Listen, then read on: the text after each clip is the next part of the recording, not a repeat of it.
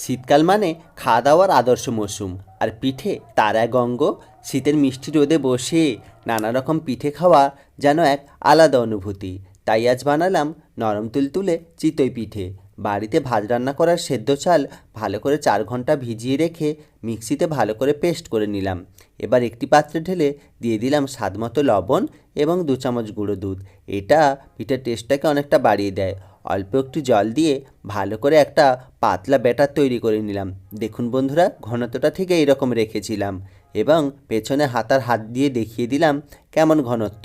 এবার কড়াইটা ভালো করে হাই হিটে গরম করে অল্প তেল ব্রাশ করে 3 হাতা ব্যাটার ওর মধ্যে দিয়ে দিলাম।